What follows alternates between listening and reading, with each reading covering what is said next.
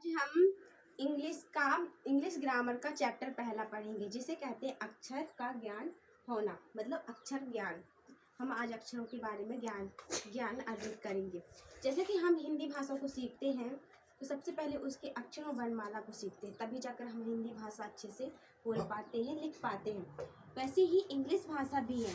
अगर हमें इंग्लिश सीखना है, इंग्लिश बोलना है, इंग्लिश पढ़ना है, तो सबसे पहले हमें उसके वर्णमाला अक्षर का ज्ञान लेना पड़ेगा, तभी हम अक्षर इंग्लिश को बोल पाएंगे, लिख पाएंगे, अथवा किसी दूसरे से भी हम बात कर पाएंगे।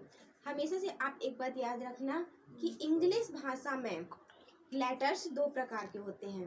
पहला है कैपिटल लेटर और दूसरा है स्मॉल लेटर। कैपिटल लेटर को हिंदी में बड़े अक्षर कहते हैं और स्मॉल लेटर को छोटे अक्षर कहते हैं। आज हम सबसे इम्पोर्टेंट बात कि हिंदी और अंग्रेजी भाषा में क्या अंतर है।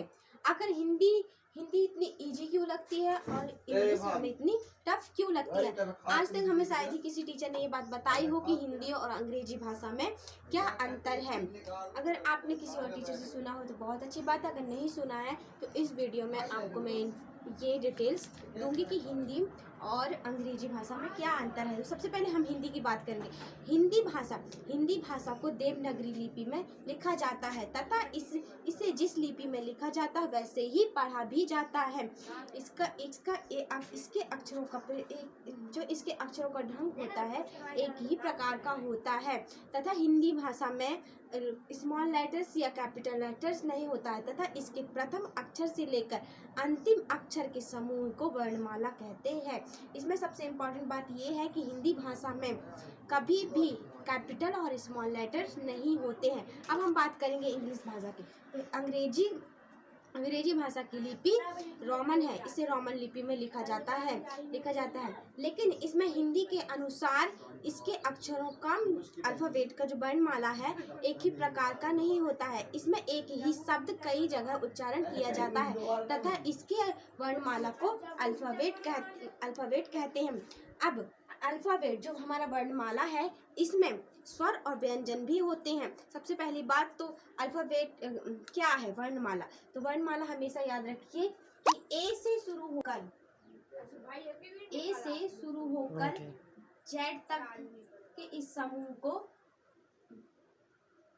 अल्फाबेट कहते हैं। और जो इसमें जो अल्फाबेट वर्णमाला में स्वर और व्यंजन भी है। तो इसके स्वर हैं जो इंग्लिश में वोवेल्स हैं वो है 5। तो ये वोवेल्स हैं आई, ई, ए, आई, यू, ओ और 21 कॉन्सोनेंट्स हैं।